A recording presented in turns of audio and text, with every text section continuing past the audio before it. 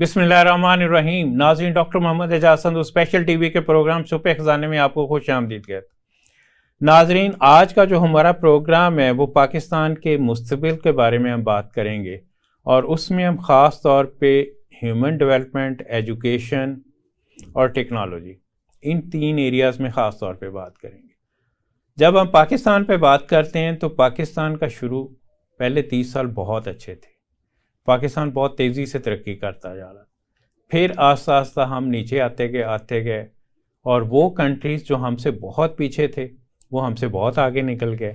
اور پچھلے 30 سال میں خاص طور پہ اگر ہم کوریا کی اگزامپل لیں، سنگاپور کی، تائیوان کی، ترکی کی، بنگلہ دیش کی، تو یہ سارے ہم سے بہت پیچھے تھے اور یہ سارے بہت آگے نکل گئے. آخر ایسی کیا وجہ ہے؟ کیوں وہ آگے نکل گئے؟ ہم کیوں پیچھے رہ گئے؟ اور اب ہمیں کیا کرنا چاہیے کہ ہم دوبارہ سے آگے نکلیں؟ اس میں مختلف چیزوں پہ اگر ہم دیکھتے ہیں تو سب سے جو پہلی ایشو ہے وہ گورننس کا ہے.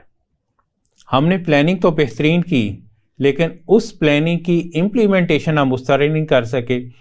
کوریا نے ہماری copy as it is planning کی، اس کو امپلیمنٹ کر کے وہ کافی آگے نکل گئے، اور ادر کنٹریز نے بھی.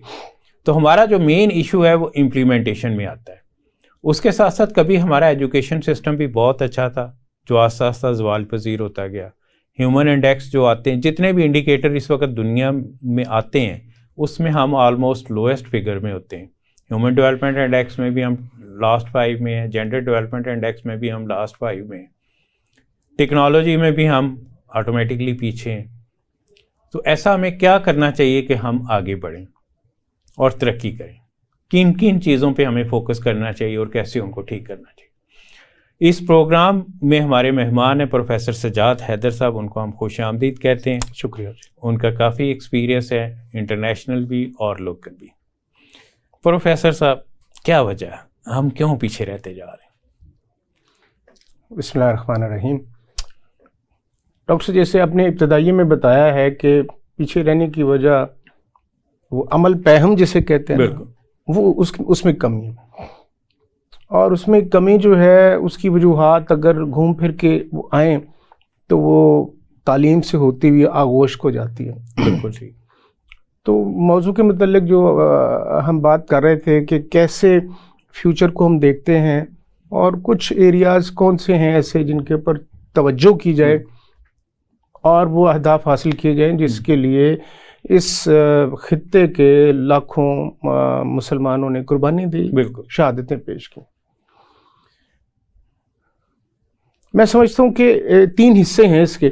اس کا آج ایک حصہ میں آپ کے سامنے پیش کر رہا ہوں کہ ایک 3-4 ماڈل ہے جس کے اوپر کام ہو سکتا ہے. تو اس کی ترتیب مختلف جو ماہرین ہیں وہ مختلف رکھتے ہیں، لیکن میرے نزدیک اس کی ترتیب میں سب سے پہلے ایجوکیشن کا آتا ہے. اب ایجوکیشن اور اس کے ساتھ ہی پھر ہیومن ڈیولپمنٹ اٹیچ ہو جاتا ہے. جن بھی قوموں نے ترقی کی ہے پچھلی سینچری میں، جو لوگ آزاد ہوئے، جو ممالک آزاد ہوئے، ان کی اکثریت جو ہے انہوں نے سب سے پہلے اس پر ڈیولپمنٹ کی، اور اس ڈیولپمنٹ کے نتیجے میں باقی ایز خود اوپر آ گئے. اب آج کل کے حالات کے مطابق دوسرا جو بنتا ہے، پہلے میں اس کو کسی اور ترتیب میں دیکھتا تھا، لیکن آج کل کے تناظر میں دوسرا فار اکانومی ہے، بالکل، اور تیسرا فار انوائرمنٹ ہے. بالکل، اس کے بغیر بھی کام نہیں چلتا، انوائرمنٹ کے بغیر کام نہیں چلتا. اور پھر ایک ابھی اس کو بھی اکانومی کے کانٹیکس میں دیکھتے ہیں، لیکن وہ بھی ہے، وہ انرجی ہے. بالکل.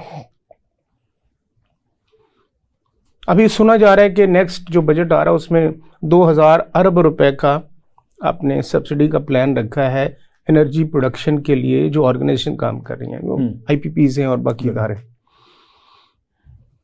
تو اس لیے اس کو چوتھا ہم دیکھتے ہیں. پھر سائنس اینڈ ٹیکنالوجی آبویسلی، زراعت ہے اور باقی چیزیں، انجینئرنگ ہے. جی.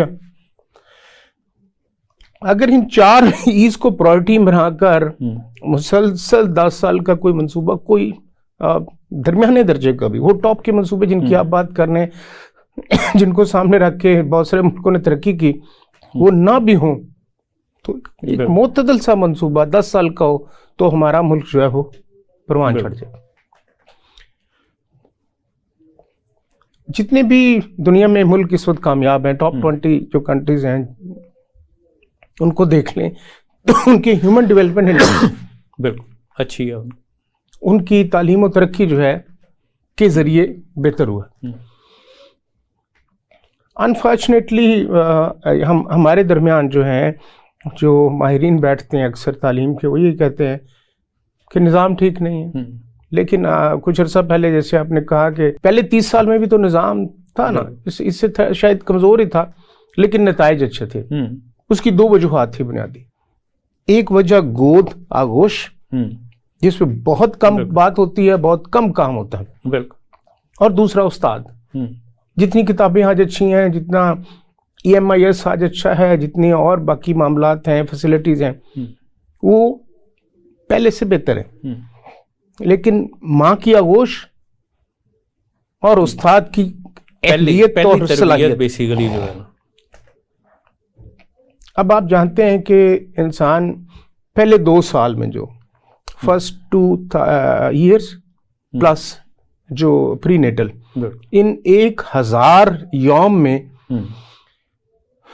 جتنا لرننگ پوٹینشیل لگتا ہے وہ اگلا اگر وہ 1000 مہینے زندہ رہے تو شاید اتنا نہیں. کہتے ہیں کہ over 1 million brain connection spark ہوتے ہیں پر سیکنڈ ان پہلے 2 سالوں میں.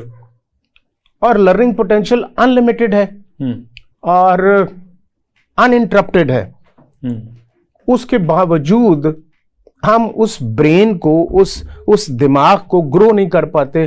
تو اس کی کیا وجہ ہے؟ تو اس کی وجہ ایک ہی سمجھ میں آتی ہے، اور وہ آغوش کی، گود کی تربیت کا نہ ہونا. ہمارے یہاں ٹو سٹارٹ ود یہ ہے کہ جو مائیں ہیں ان کی تربیت بہت ضروری ہے. اگر وہ نہیں ہوگی تو پھر وہ مشہور جملہ یاد کریں اور پھر اپنے افسوس کرتے رہیں کہ اچھی مائیں اچھی قوم بناتی ہیں. تو اچھی قوم نہیں بن رہی تو اس کی بنیادی وجہ آغوش ہے، گود ہے. اور دوسری پھر جیسے شعبہ تعلیم میں آتے ہیں تو ارلی چائلڈہڈ ڈیولپمنٹ سے لے کے اور ہائر ایجوکیشن تک سب جگہ پہ. جو آپ نے آغوش کی بات کی، اس پہ ہم اگر فردر دیکھیں تو لرننگ کے جو پروسیسز ہیں ان میں سب سے جو پہلا پروسیس ہے وہ آبزرویشن ہے. کہ بچہ اپنے پہلے چند ماہ جو آبزرو کر رہا ہوتا ہے اس سے لرن کرتا ہے. تو آٹومیٹکلی اس کے اراؤنڈ اس کا جو انوائرمنٹ ہے وہ اگر اچھا نہیں ہوگا جس کو وہ آبزرو کر رہا ہے تو اس کی اپ برنگنگ بھی اچھی نہیں ہوگی. تو اس لیے آغوش جو ہے وہ بہت امپورٹنٹ ہو جاتی ہے. بلکہ پہلے 2 سال کیا جب وہ کھانا پینا شروع کر دیتا ہے، اس کی گروتھ شروع ہو جاتی ہے شکم مادر میں، تو اس وقت ہی آبزرویشن شروع ہو جاتی ہے، لسننگ شروع ہو جاتی ہے. تو اکثر عذرائے تفنن میں عرض کر رہا ہوں گروتھ ہوتی ہے. تو عذرائے تفنن عرض کر رہا ہوں کہ کچھ مائیں کہتی ہیں کہ یہ بچہ پیدائشی بڑا چڑچڑا ہے. تو اس نے آغوش مادر سے قبل رحم مادر میں بھی کچھ چڑچڑا پن اتنا زیادہ سنا اور محسوس کیا، آبزرو کیا کہ اس کے نتیجے میں ماں کا جو ایٹیچیوڈ ہے وہ اس میں ٹرانسفر ہوتا ہے بیسکلی. ماں کا بھی اور دائیں بائیں اور جو افراد ہیں. لیکن جیسے اس کی پیدائش ہوتی ہے اس کے بعد وہ زیادہ ہو جاتا ہے. اور پہلے 2 سالوں میں اس کی، اور ایک اور چیز بہت زیادہ اہم ہے ڈاکٹر صاحب اس میں، کہ ایک غذائیت جسے ہم کہتے ہیں نیوٹریشن، اس میں چاہے وہ مطلب سٹنٹنگ کا معاملہ ہو یا ویسٹنگ کا معاملہ ہو، اس میں ڈیٹیل میں نہیں جاتے، لیکن پہلے 2 سال میں جو غذائیت میں کمی آ جاتی ہے اس کی وجہ سے اس کے دماغ کی 15% سیکھنے اور عمل کرنے کی صلاحیت ویسے ہی ختم ہو جاتی ہے. تو ساری عمر وہ 85% میں سے نمبر لیتا ہے یا میں پرفارم کرتا ہے. تو یہ ہماری ماؤں کو، ہماری خواتین کو اس بات پہ توجہ دینی چاہیے کہ اس 15% نقصان کا ازالہ نہیں ہو سکتا، اس لیے پہلے 2 سال پہ بہت زیادہ غذائیت کی جب آپ نے بات کی تو اس میں بھی میں آبزرو کرتا ہوں جب چائلڈہڈ کی چیزوں کو، بچوں کو، تو مائیں اگر جو مائیں ان کو شروع سے مختلف چیزیں کھلانے کی عادت ڈال دیتی ہیں وہ پھر ہر چیز کھاتا ہے. جی ہاں. لیکن جو مائیں نہیں ڈالتی اور ان میں پھر آہستہ آہستہ وہی عادت بلڈ ہوتی ہے کہ میں نے صرف یہ کھانا اور وہ نہیں کھانا. بالکل ایسے ہی.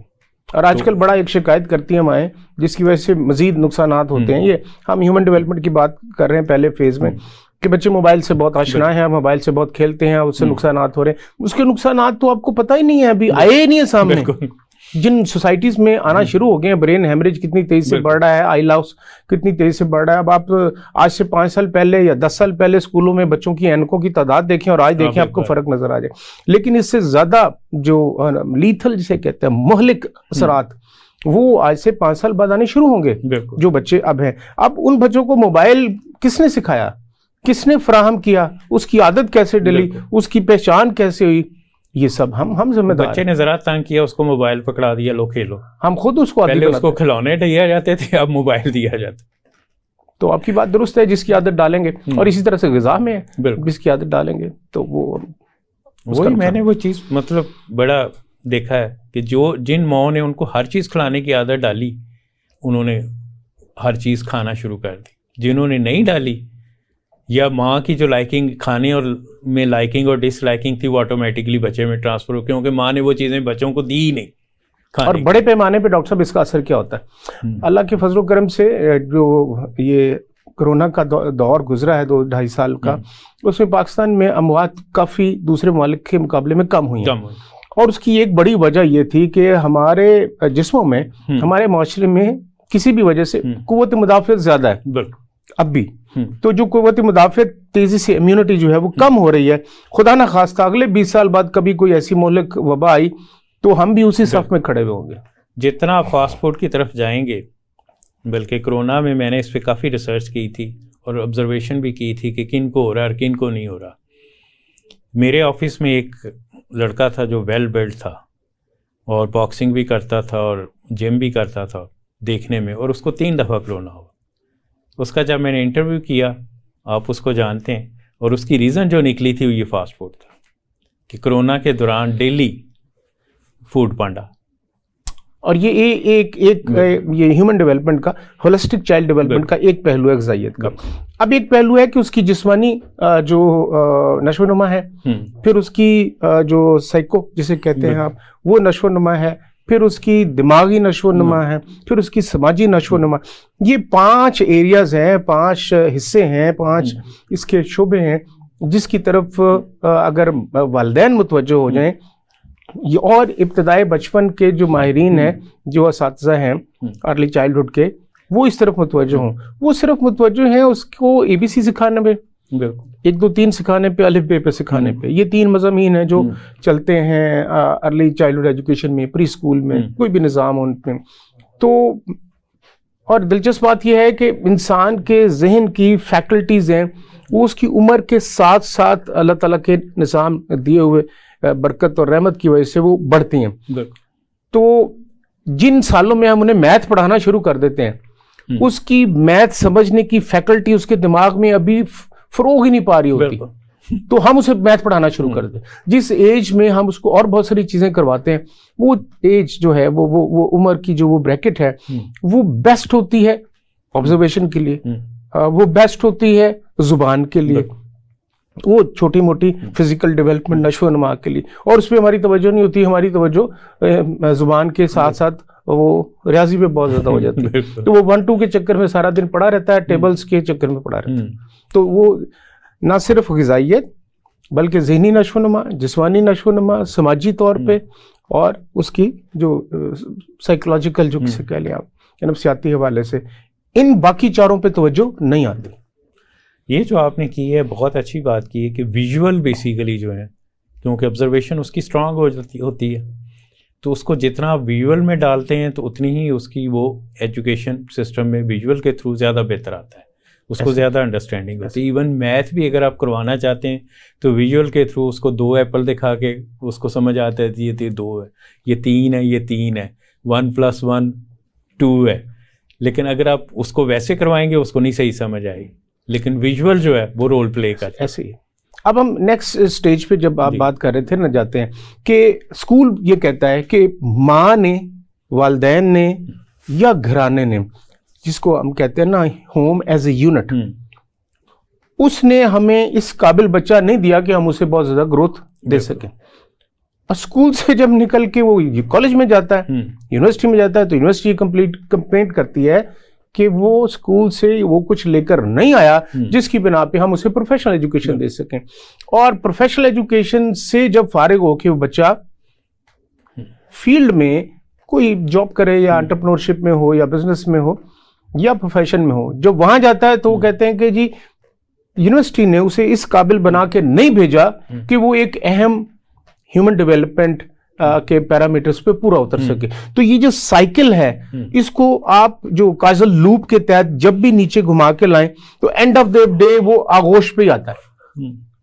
اینڈ آف دا ڈے وہ گود میں آ کے پرابلم کا جو آغاز ہے وہ وہاں سے ہوتا ہے.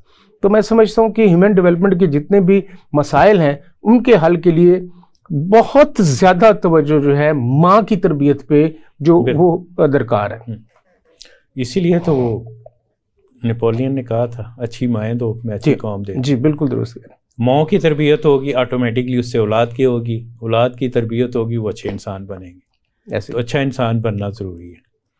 اچھا اب انوائرمنٹ کی طرف اگر ہم آ جائیں, کیونکہ آٹومیٹکلی لرننگ میں اکثر یہ بات کرتا ہوں کہ اب تو اتنا نہیں رہا, لیکن جب ہم پڑھتے تھے تو جی سی میں 90% اسٹوڈنٹس پنڈوں کے آتے تھے, گاؤں وغیرہ کے. وہ جب پہلے دن آتے تھے تو وہ کس سٹیج میں ہوتے تھے, اور جب وہ 2 سال گزار لیتے تھے تو ان میں کیا چینج آ چکی ہوتی. تو وہ انوائرمنٹ کے تھرو کیا لرننگ ہوتی. دیکھیں ایک تو ایجوکیشنل پوائنٹ آف سے انوائرمنٹ کی بات ہے, اور ایک جو ہم نے 3 ایز ہے اوور آل اس میں کیا. تو لرننگ جو ہے وہ انوائرمنٹ کی محتاج ہے یقیناً. جو سفر کا ذکر کیا گیا ہے کہ آپ سفر کریں تو اس میں بھی آپ ایک کے بعد دوسرے, دوسرے کے بعد تیسرے, تیسرے کے بعد چوتھے ماحول میں جاتے ہیں. وہ اس میں وہاں کی تہذیب ہے, وہاں کا تمدن ہے, وہاں کی زبان ہے, وہاں کا ماحول ہے, اوور آل وہ آپ کو سیکھنے میں مدد دیتا ہے. وہ کہتے ہیں نا کہ یہ ویل ٹریولڈ بندہ ہے, اس نے کافی سفر کیا ہوا ہے تو کافی کچھ جانتا ہے, اور اس کے اندر بہت ساری چیزیں انسان سیکھتا ہے. اس میں سے ایک چیز جو ہے جو مطلب مجھے بہت پہلے سمجھ آئی اور میں نے اس سے بڑا استفادہ کیا, اسے کہتے ہیں اسپیشل سکلز, جگہ کے متعلق ہنر. کہ جب آپ کسی نئی جگہ پہ, نئے مقام پہ جاتے ہیں, نئے آپ ایریا میں, کتنی جلدی وہاں سے مانوس ہو جاتے ہیں اور اس سے استفادہ حاصل کرنے یا اس کو استفادہ کروانے کے قابل ہو جاتے ہیں. تو ایکلیمیٹائزیشن سکل. بعض وقت ہم کہتے ہیں کہ آپ کسی بچے سے, کسی ٹیچر سے, کسی فیملی سے پوچھیں کہ آپ لوگ کہاں گئے تھے, انہوں نے کہا جی ہم دبئی گئے تھے مثال کے طور پہ سیر و سیاحت کے لیے. تو کیسا رہا, کیسا وزٹ رہا, بس جب سمجھ آنے لگی تو وہ ٹائم پورا ہو گیا, ہم واپس آ گئے. اچھا, جس کے اندر ایکلیمیٹائزیشن سکلز ہوں گے وہ بہت جلدی مانوس ہو جائے گا, بہت جلدی سے چیزوں کو سمجھ لے گا, اور وہ اسپیشل سکل کی وجہ سے بہت جلدی انجوائے کرے گا. تو ایجوکیشن میں بھی وہ اس کی آؤٹ لک بچے کی بدل جاتی ہے. کسی بھی بڑے ادارے میں وہ آتا ہے, لیکن اس کی جو انٹرنل کیپیبلٹیز ہیں, اس کی جو صلاحیتیں ہیں, چاہے وہ مطلب نالج ہو, اسکل ہو, ایٹیچیوڈ ہو, اس میں وہ خاطر خواہ تبدیلی نہیں آتی. اس کی ایک بڑی وجہ آپ کا نظام ہے امتحان کا, کہ وہ نمبر, اس کو ہم ایجوکیشن کی زبان میں کہتے ہیں فوٹو میموری, کہ اس کو یاد کر کے اور کاغذ پہ تحریر کرنے کی وہ فوٹو کاپی مشین کی طرح کام کرتا ہے, اور وہ اچھے نمبر لے لیتا ہے. اب ریسنٹلی گورنمنٹ نے اناؤنس کیا ہے کہ جو امتحان کا طریقہ اس کو تبدیل کریں گے, تو امید ہے کہ کچھ تبدیلی, کچھ وہ جو ہے آپ دیکھیں گے آنے والے سالوں میں. بالکل, بلکہ ایگزام کے جو ایشوز ہیں اور پیپرز کے یونیورسٹی لیول تک چلتے ہیں ویسے ہی. اور جو دوسرا ماحول آپ کہہ رہے تھے, جو جس کی میں نے ترتیب آپ کے سامنے رکھی تھی, کہ E for education, E for environment, E for economy and E for energy, یہ 4 ایشوز ہیں گورنمنٹ کو, ہمارے اداروں کو, ہماری فیملیز کو, ہمارے بزنس ہاؤسز کو, ہمارے میڈیا ہاؤسز کو, ان 4 چیزوں پہ فوکس کرنا پڑے گا. بالکل, اگر اگلے 10 سال ان پہ فوکس نہ کیا تو پھر بہت برے حالات ہونے والے ہیں. کیونکہ ہم نے تھوڑا بہت, مجھے بھی اتفاق ہوا ہے سارے بر اعظموں میں جانے کا, تو بڑے اچھے حالات ہیں ملکوں کے اور بہت برے حالات ہیں. تو جو ہمارا دوسرا ای تھا, اور یہ تیسرا ای ہے انوائرمنٹ کا, اس میں ہم لاہور میں بیٹھے ہیں, تو لاہور تو ویسے ہی مشہور ہو گیا نا برے انوائرمنٹ کا, اسموک کی وجہ سے. ایئر کوالٹی انڈیکس میں 400, 260, 390 480 تک گیا ٹاپ پہ.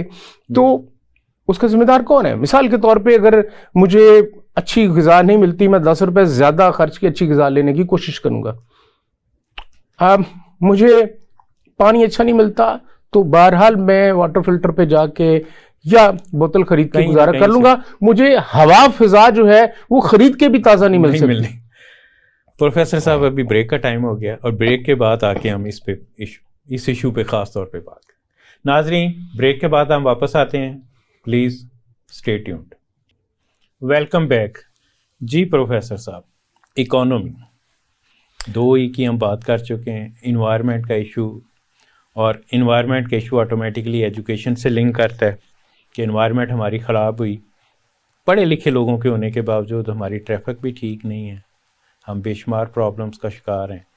ہمیں یہ پتہ ہے کہ یہ کام غلط کرنے سے نقصان ہے انوائرمنٹ کا، لیکن پھر بھی ہم کرتے ہیں. ہم فصلیں جلاتے ہیں، درختوں کے نیچے اس کی باقیات جو ہوتی ہیں ان کو بھی ہم جلا دیتے ہیں، جاڑی بونج کو بھی ہم جلا دیتے ہیں، جبکہ ان کا اور استعمال، بہتر استعمال ہو سکتا ہے کہ ان کو کاٹ کے تو کمپوسٹ بھی بنایا جا سکتا ہے جو ایگریکلچر میں استعمال ہو سکتا ہے.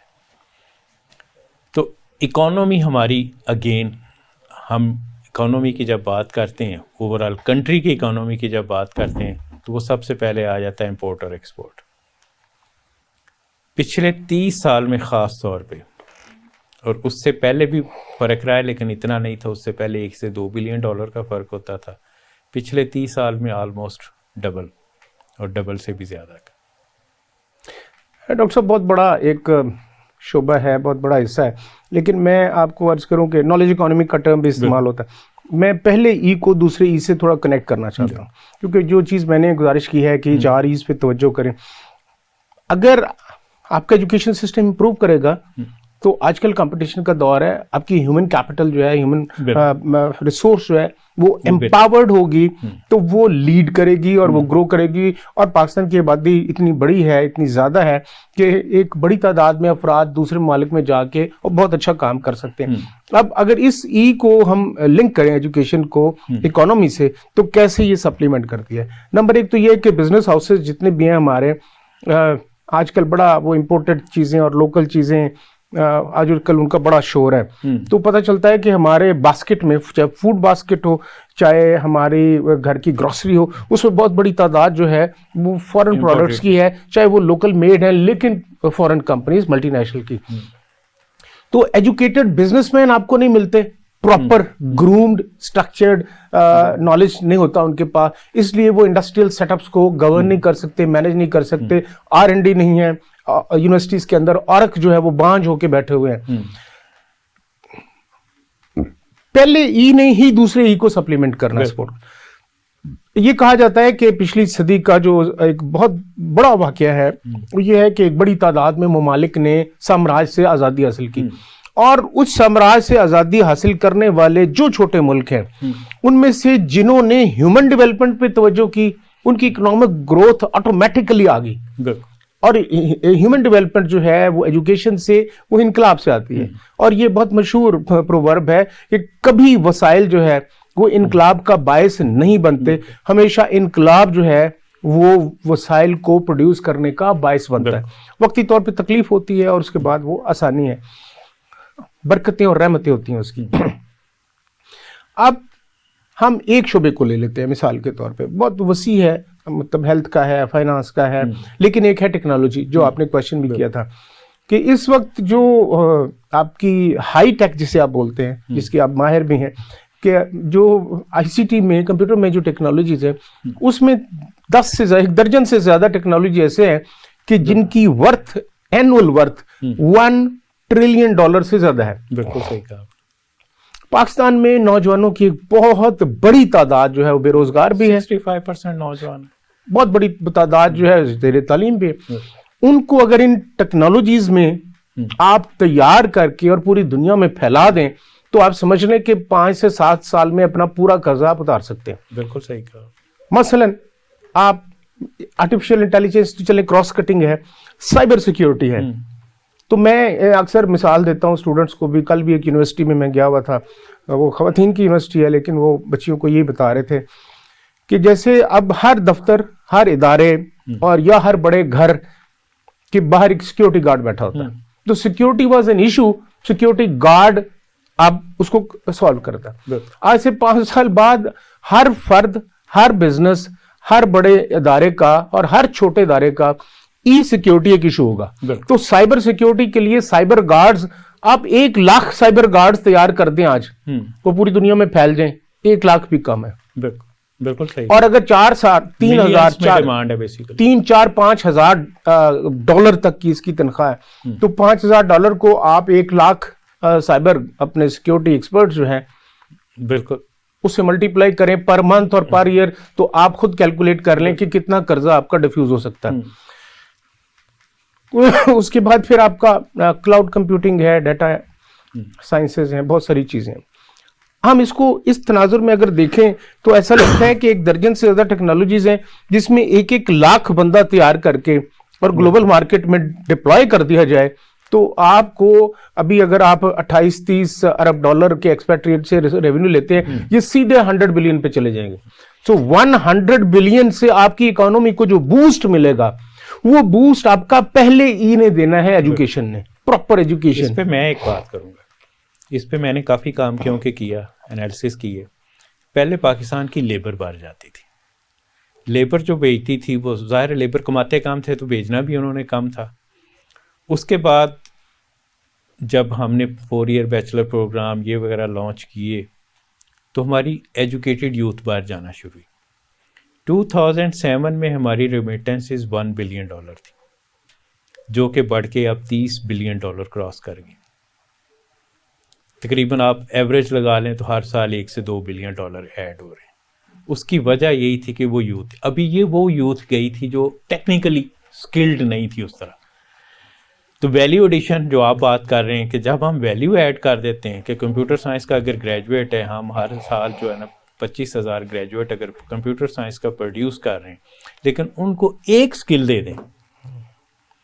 فار ایگزامپل ہم ٹارگٹ کر لیں کہ ہر 2,000 پہ ایک سکل ہوگی، تو آٹومیٹکلی آپ نے کتنی سکلز دے دی. اور ان 25,000 میں سے اگر 20,000 بھی باہر چلا جائے پر اینم تو کہاں بات پوائنٹ. یہ صرف کمپیوٹر سائنس ہے، ادر دین کمپیوٹر سائنس باقی بھی ہیں. اچھا ڈاکٹر صاحب، اس میں ایک اور فائدہ جو آپ فرما رہے ہیں، وہ فائدہ یہ ہے کہ اگر ہم امپورٹ ایکسپورٹ آپ فرما رہے تھے، امپورٹ ایکسپورٹ میں کیا ہے، لاجسٹکس ہے، ٹیرفس ہیں، ورلڈ ٹریڈ کے ایشوز ہیں اور ایکسائز کے ایشوز ہیں، امپورٹ ڈیوٹیز ہے وغیرہ وغیرہ. اس میں ایشو کوئی نہیں ہے، اس میں کوئی ایشو نہیں. نمبر 1. نمبر 2، ان سب میں بہت بڑی انویسٹمنٹ چاہیے اور ٹائم چاہیے. اس میں انویسٹمنٹ کا بھی معاملہ کوئی نہیں ہے. کتنا سمپل سولوشن ہے. ابھی جو پاکستان کا ادارہ ہے نیپٹیک، اس نے اناؤنس کیا پورے پاکستان میں کہ ہم ٹیکنیکل ٹریننگ کروانا چاہتے ہیں، تو ادارے پرائیویٹ سیکٹر کے ادارے میں اپلائی کریں. تو 1000 سے زیادہ اداروں نے اپلائی کر دیا. تو یعنی 1000 سینٹر آپ کے پاس پلے پلائے تیار جو ہیں وہ آپ سے ریکویسٹ کر رہے ہیں کہ ہم کرنے کے لیے تیار ہیں. اور اس کی جو ٹائم کی جو 500 فی ادارہ بھی آپ کریں تو 50,000 ہو جائے. 50,000 بندہ ایسے جاتا ہے 6 مہینے کا، 6 سال میں 2 دفعہ کریں تو 1 لاکھ تو یہ ہو گیا. ایک یہ ہے کہ trade barrier, tariff barriers, intensive capital investment, اس سے آپ بچیں گے. دوسرا، آپ کوئکلی 1 سال میں ایک راؤنڈ میں اگر 50,000 ہے تو سال میں آپ نے بتایا لاکھ بندہ گیا، تو آپ دیکھ لیں کہاں سے کہاں پہنچ جائیں گے. اور ان کو انٹرنیشنل سرٹیفکیشن کرائیں تاکہ ان کی وہاں پہ کنزمپشن ایزی ہو. تو یہ بہت ضروری ہے. اس کے ساتھ ساتھ اگر ہم دوسری طرف آپ نے انڈسٹری کی بات کی، تو اس پہ جب میں انالیسس کرتا ہوں تو انویسٹمنٹ کہاں ہے پاکستان میں، تو سب سے زیادہ انویسٹمنٹ ریل اسٹیٹ میں ہے، جو کہ 200 ٹریلین روپیز سے زیادہ کی. دوسرے نمبر پہ بینکنگ سیکٹر ہے 12.5 پہ. اب فرق دیکھیں کہاں 200 اور کہاں 12.5. اور ایون ابھی بھی ہمارا banking sector one of the best ہے 12.5 پہ بھی. اس کے بعد 3rd نمبر پہ انڈسٹری ہے 2.1 پہ. اسی سے اندازہ ہو جاتا ہے کہ ہمارا فوکس کیا ہے. سر ہم کنزیومر سوسائٹی بن گئے. ایک مطلب انڈسٹری لگانے میں 3 سے 5 سال لگتے ہیں، اس کے بعد بریک ایون میں پہنچنے میں. تو وہی جگہ جتنی میں نے انڈسٹری کے لیے لگانی وہ میں رکھ چھاڑوں تو وہ 5 سال میں ٹرپل ہو جاتی. تو میں انڈسٹری لگاؤں یا ریئل اسٹیٹ کا کام کروں؟ دیکھیں اس کو کہتے ہیں انویسٹرز لسٹ. ویسٹ میں اس کو انویسٹرز لسٹ کہا جاتا ہے. ٹھیک ہے، انویسٹر میرے پاس پیسے ہیں, میرا استحقاق ہے کہ میں اسے کہاں سرمایہ کاری کروں, لیکن ساتھ میں میری اسٹیٹ, میری زمین, میری اولاد, میری جنریشن, میری ملت جو ہے اس کے لیے بھی مجھے سوچنا ہے. اگر میں ریئل اسٹیٹ میں لگا رہا ہوں اپنی اویلیبل سیونگ کا یا انویسٹمنٹ چنک کا 50%, تو 50% تو مجھے لگانا چاہیے نا ادھر بھی. مثلاً ہم موبائل کی کتنی فیکٹریاں پاکستان میں؟ کوئی بھی نہیں. مثلاً ابھی 10 پروڈکٹس میں آپ کو گنوا سکتا ہوں کہ اس پہ کتنی سرمایہ کاری ہے. ہم تو یہ کہتے ہیں کہ وہ حاجی صاحب ایک فون کرتے ہیں, میں گوانزو فون کر دیتا ہے تو بس وہ کنٹینر آ جائیں گے. اچھا, کنٹینر جو ہے وہ پہنچے اس نے لوکل انڈسٹری کو ڈیمیج کرنا شروع کر دیا. آپ اگر ہم سایہ ملک سے کمپیئر کریں تو وہاں پہ کلر ٹی وی بعد میں آیا, فوٹو کاپی مشین بعد میں آئی, وغیرہ وغیرہ وغیرہ. انہوں نے کنٹرول رکھا اپنی اکانومی پلاننگ سے اور اپنی انڈسٹریز کو گرو کرنے دیا تاکہ جب فورن انڈسٹری یا فورن کمپنیز ان کے مقابلے میں آئے تو وہ پہلوانی کر سکیں.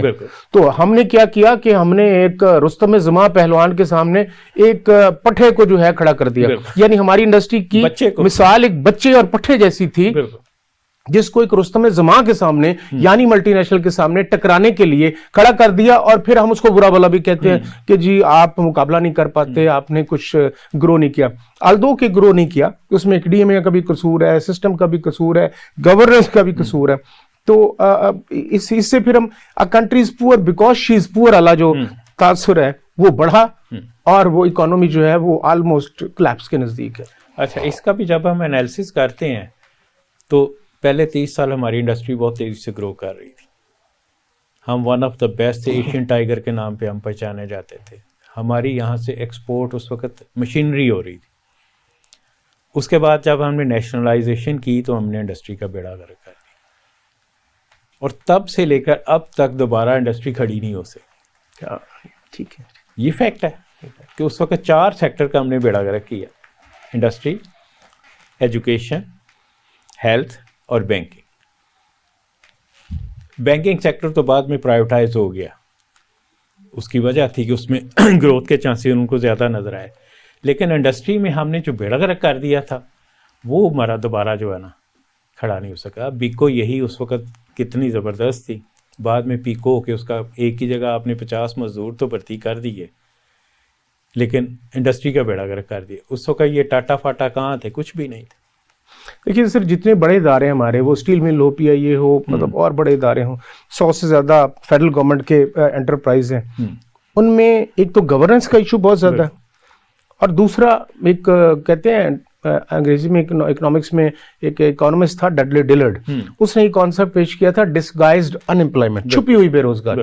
تو وہ جو ایک ہی جگہ 10-20 لوگ بھرتی کیے, اس سے پھر یہ ہوتا ہے کہ آپ کو ڈیولپمنٹ کے لیے ادارے کو کھڑا کرنے کے لیے پیسے نہیں ہوتے, صرف آپ پے رول کر رہے ہوتے ہیں. اب ایجوکیشن سیکٹر لے لیں یا اکانومی لے لیں, دونوں میں جو اسٹیٹ آرگنائزیشنز ہیں ان کے اندر جو آپ کے ریکرنگ ایکسپینسز ہیں, یعنی جو آپ کی تنخواہ اور اس سے متعلقہ وہ اخراجات اتنے زیادہ ہیں کہ ڈیولپمنٹ کے لیے, جسے کہتے ہیں ہم نان سیلری بجٹ اور سیلری بجٹ, تو ڈیولپمنٹ کے لیے نان سیلری بجٹ جو ہے اس کی پرسنٹیج اتنی کم ہوتی ہے, اور وہ بھی فزیکل فیسلٹیز میں چلا جاتا ہے. تو پھر نتیجہ یہ ہوتا ہے کہ اسٹیل مل بند پڑی ہے, اور جو پروازیں ہیں پی آئی اے کی وہ کینسل ہو رہی ہیں پیسہ نہ ہونے کی وجہ سے, اور پیسہ نہ ہونے کی وجہ سے اس میں جہاز میں پیٹرول نہیں بھرتے, وہ آئل فرنس آئل جو بھی ہے اس کا وہ چل نہیں سکتی, اس کا فیول اویلیبل نہیں, پیسے دینے کے لیے نہیں اس کے. اچھا, اس میں ریلوے کی ایک ایگزامپل دوں گا کہ ریلوے کی اس وقت یہ کنڈیشن ہے کہ وہاں پینشن دینے کے لیے بھی پیسے نہیں, یعنی کہ ان کو جو بجٹ ملتا ہے وہ سیلریز اور پینشن کے لیے بھی کم پڑ جاتا ہے. تو ڈیولپمنٹ اس نے کیا کرنی, اور اس کی وجہ یہی ہے کہ ہم نے جو تھوک کے حساب سے بھرتی کیے ریلوے میں پولیٹیکل طور پہ, اس نے پی آئی اے کی آپ نے اگزامپل دی, اس میں ہم نے پولیٹیکل بھرتی کی. اسٹیل مل کی اگزامپل آپ نے, تو اسٹیٹ انٹرپرائزز جتنے ان کا بیڑا غرق تو ہم نے پولیٹیکل بھرتی کر کے کیا. اب آج کل ہمیں گیس کا مسئلہ ہے, انرجی کی طرف اگر ہم آئے پہلے تو گیس کا ایشو کیا ہے, اس میں بھی ہم نے یہی حال کیا کہ پولیٹیکلی ہم نے گاؤں سے گاؤں ہم سوئی گیس دیتے گئے, آخر میں آپ کے پاس گیس بچی. ایسے ہی ہے. مطلب جو چوتھا ای ہے جس کی پھر ہم کنکلوڈ کریں گے اس کو, جو چوتھا ای ہے انرجی کا, تو انرجی ویسے ہمارے 3 ایشوز ہیں پوری دنیا میں. جس بھی ملک کو اس کو مطلب یہ جو ایکسس کہتے ہیں, یہ اس کے مثلث جسے مثلث کہتے ہیں, اس میں 3 میجر چیلنجز ہیں جن کے اوپر ہمیں بہت توجہ کرنی ہوتی ہیں, اور اس کے بغیر زندگی ممکن ہے. ان میں سے ایک واٹر ہے, فوڈ ہے اور انرجی ہے. Water, food and energy interlinked ہے تینوں ان کے ساتھ. اب پانی سب سے کریٹیکل ہے, اس کو پروڈیوس نہیں کیا جا سکتا آسانی سے. اور فوڈ جو ہے وہ جب پاکستان آزاد ہوا تھا تو انرجی فوڈ ڈیفیسٹ کنٹریز میں آتا تھا. اس وقت آبادی کتنی تھی اور آج کتنی ہے, اس کے باوجود ہم پورا کر رہے ہیں, یعنی پر ایکڑ ییلڈ کو بڑھانا شروع کر دیا ہم نے. اب اور آ گئی ہے جینیٹیکلی موڈیفائڈ فوڈ بھی آ گئی ہیں, ہائیبرڈ بھی آ گئی ہیں, تو وہ بھی ہم کسی حد تک کنٹرول کر لیں گے. ابھی سی کو ایکسپلور نہیں کیا دنیا نے. جو انرجی ہے وہ ان ابنڈنس ہے, یعنی دنیا میں کہا جاتا ہے کہ جو سب سے زیادہ چیز ہے وہ انرجی ہے, چاروں طرف انرجی ہے. اس کو ٹیپ کرنے کا بیسیکلی مسئلہ ہے. پاکستان کا جو انرجی مکس ہے وہ الوجیکل فریم ورک کے اوپر کھڑا ہوا ہے. انرجی مکس میں آپ نے بہت زیادہ اپنے آپ کو ڈیپینڈنٹ بنایا ہوا ہے فاسل فیول یوز سے, اور پلاننگ سے ہم نے بنایا. وہ بالکل وہ غلطی سے کہہ لیں, پلاننگ سے کہہ لیں, یا کسی سازش سے کہہ لیں. یہ سازش اپنے خلاف ہم نے کی. ہم بڑا نعرہ مارتے ہیں کہ جی ہم نے 3 سال میں اتنی انرجی پروڈیوس کر دی, اس کا نیٹ رزلٹ یہ ہے کہ آج 62 روپے کا یونٹ ہوا ہوا ہے. اور اب وہ انرجی مکس میں سر آپ کی ونڈ سے کتنی آتی ہے, گھارو آپ کا ونڈ کوریڈور ہے, گھارو ڈسٹرکٹ جو ہے سندھ کا, آپ کی ایٹامک ریئیکٹر سے کتنی آتی ہے, آپ کی جو ہے سولر سے کتنی آتی ہے, ہائیڈرو میں بھی ملٹیپل آپشنز میں آپ کی لارج ڈیم سے کتنی آتی ہے, اسمال اسٹریم سے کتنی آتی ہے, وغیرہ وغیرہ وغیرہ. ابھی آج کل بہت چرچا تھا یہ سولر پینل کا, تو سولر سے جو بجلی بنا کے ریورس میٹرنگ کے تحت گورنمنٹ کو واپس دیتے ہیں وہ 19 روپے کا یونٹ لیتے ہیں. اب وہ 19 روپے ٹائم پہ ملتے نہیں ہیں, 19 روپے بھی ٹائم پہ نہیں ملتے, اور اس کو بھی ابھی پرائم منسٹر جو موجودہ ہیں انہوں نے اعلان کیا کہ ہم اس کو کم کرنے والے ہیں. تو پھر کون وہ کرے گا خرچ وہاں پہ. دوسرا ہے کہ ہائیڈل پوٹینشیل جو ہے انویسٹمنٹ فرینڈلی کے بجائے ہم انویسٹمنٹ ڈیفیکلٹ کریشن کرتے ہیں. آپ ہائیڈل پوٹینشیل جو آپ کا اس کو کب ٹیپ کریں گے, جب سارے ڈیم ریت سے بھر جائیں گے اور وہاں پر آپ ڈیزرٹ سفاری, یعنی 2050 کے متعلق کہا جاتا ہے کہ 2050 سے 60 کے دوران جو ہے تربیلا میں آپ شاید ڈیزرٹ سفاری کر رہے ہوں گے, کیونکہ سلٹنگ اتنی تیزی سے ہو رہی ہے, پلانٹیشن نہیں ہوئی اور ایشو نہیں ہوئے. تو یہ انرجی کا جو معاملہ ہے وہ پیورلی گورننس کا معاملہ ہے, اور وہ آپ with in short span of time وہ آپ سالو کر سکتے ہیں. اس میں آپ سب سے زیادہ گروتھ کی جو اس میں گنجائش ہے وہ سولر میں ہے. ہمارے تقریباً 8-9 مہینے تو اچھی خاصی دھوپ پاکستان کے میجر ایریاز میں وہ اویلیبل ہوتی ہے, تو وہاں پہ اسے کر لیتے ہیں. پھر بایو بھی ہے, بے شمار اور ہیں, اور اپ اسٹریم جہاں پہ آپ کی دھوپ کمپیریٹیولی پورے سال نہیں ہوتی تو وہاں پہ آپ کے پاس ہائیڈل پوٹینشیل بہت زیادہ, اس کو ایکسپلائٹ کریں. اس میں بھی جو انٹرسٹنگ بات ہے وہ یہ ہے کہ اس کے لیے ہم نے پلاننگ کیا کی. کیا ہم نے صرف امپورٹ فوکسڈ رہنا ہے؟ ہم لوکل انڈسٹری کیوں نہیں اس کی لگاتے؟ ہم سیل یہاں کیوں نہیں بناتے؟ اگر چلیں نہیں بنا سکتے تو چائنا سے ہم امپورٹ کرنا ہے تو ان کو کہہ دیں گے یہاں فیکٹری لگا لو, اتنی ڈیمانڈ ہے. ڈاکٹر صاحب آپ یہ ہمیشہ سنتے ہیں, مجھے یہ دکھ ہوتا ہے یہ باتیں سن کے کہ ہم چائنا کو کہیں یا یورپ کو کہیں یا UAE کو کہیں کہ وہ یہاں انویسٹمنٹ کریں اور موبائل کی فیکٹری یا الیکٹرک بائکس کی فیکٹری لگائیں, تو آپ پاکستانی کلسٹر کو کیوں نہیں یہ پروموٹ کرتے؟ جو اوورسیز پاکستانیز ہیں ان کو کہیں کہ صرف اوورسیز پاکستانی جو ہیں یہ 4 سیکٹرز ہیں, ان کے اوپر انویسٹمنٹ کریں, آپ ان کو 5 سال کی ٹیکس ایگزمپشن دے دیں, ان کو فیسیلیٹیشن جو سینٹرز بنائے ہیں ان میں ان کو رعایتیں دے دیں. وہ رعایتیں نہیں, ایک منٹ, آپ نے فیسیلیٹیشن سینٹرز کی بات کی, وہ واقعی فیسیلیٹیشن دیتے ہیں؟ دیکھیں جی, جو بڑے بڑے انویسٹرز ہیں, جو بڑی بڑی آرگنائزیشنز ہیں جن کو MNCs کہہ لیں یا انٹرنیشنل انویسٹرز ہیں, ان کے لیے تو وہ صحیح کام کرتے ہیں, میرے آپ کے لیے عام لوگوں کے لیے وہ نہیں کرتے. تو ایشو تو یہی ہے. اور یہ ون ونڈو ہے ہی نہیں ہمارے. ابھی میں آپ کو عرض کروں کہ ون ونڈو ابھی یہ مطلب ہارسز ماؤتھ بات سنی ہوئی ہے میں نے خود. لاہور چیمبر آف کامرس کے جو صدر ہیں انہوں نے 2 دن پہلے ایک جگہ پہ ہم اکٹھے تھے تو وہاں بات کی کہ ایک کوئی 37 فیسیلیٹیشن سینٹر بنا جہاں 37 ڈپارٹمنٹس کے ریپرزینٹیٹیو بیٹھتے ہیں. تو انڈسٹریز ڈپارٹمنٹ کے ایک عہدیدار نے چیمبر کے صدر کو فون کیا اور کہا کہ لوگ یہاں پر آ ہی نہیں رہے فائدہ حاصل کرنے کے لیے, استفادہ کرنے کے لیے اس فیسیلیٹیشن سینٹر. تو جب اس پہ تحقیق کی تو پتا چلا جی وہ فیسیلیٹیشن تو ہوتی نہیں ہے. بالکل وہی نا. تو آپ کی بات درست ہے. تو فیسیلیٹیشن میں نے کہا کہ واقعی فیسیلیٹیشن ہے. تو یہ فیسیلیٹیٹ کریں نہ صرف اوورسیز پاکستانیز کو, پاکستان میں اتنے بڑے بڑے انویسٹرز بیٹھے ہیں ان کو وہی رعایتیں دیں جو ایم این سیز کو یا فورن ڈائریکٹ انویسٹمنٹ کو یا انسٹیٹیوشنل انویسٹرز کو دیتے ہیں. تو دیکھیں آپ کا انرجی کا معاملہ کیسے حل ہوتا ہے. سیل بھی بنیں گے یہاں پہ, پینلز بھی بنیں گے اور سیکٹرز بھی لگیں گے اگر ہم صحیح طریقے سے چلیں. پروفیسر صاحب آپ کا آنے کا بہت بہت شکریہ. ٹائم کیونکہ بہت کم ہوتا ہے ہمارا, تو پھر دوبارہ ہم اس پہ فردر بات کریں گے انشاءاللہ جلدی. جزاک اللہ. ناظرین, اس پہ آخر میں کیا کہوں کہ ہمارا ایشو یہ ہے کہ ہم اپنے ساتھ سنسیئر نہیں. اگر ہم اپنے ساتھ سنسیئر ہوں تو سارے مسئلے حل ہو جاتے ہیں. ہم ہرڈل کریٹ کرنے کے ماہر ہیں, ہرڈل دور کرنے کے ماہر نہیں. یہی وجہ ہوتی ہے کہ ہم کرپشن کے لیے, مختلف چیزوں کے لیے ہم ہرڈلس کریٹ کرتے جاتے ہیں تاکہ ہمیں کرپشن ملے, چاہے وہ ایف پی آر ہو, چاہے وہ 100 انٹرپرائزز ہوں, چاہے ڈفرینٹ ڈپارٹمنٹس ہوں. جب تک ہم فوکسڈ ہو کر اپنی اپروچ نہیں رکھیں گے کہ اس پرابلم کو ہم نے سالو کرنا ہے, اپنے ملک کو بہتر کرنا, ہم ترقی نہیں کر سکتے. ہمارا مستقبل روشن ہو سکتا ہے ابھی بھی ہم اگر اپنے آپ کو ٹھیک کریں. اس کے ساتھ اپنے میزبان ڈاکٹر محمد اعجاز سندھو کو اجازت دیجیے. اللہ حافظ.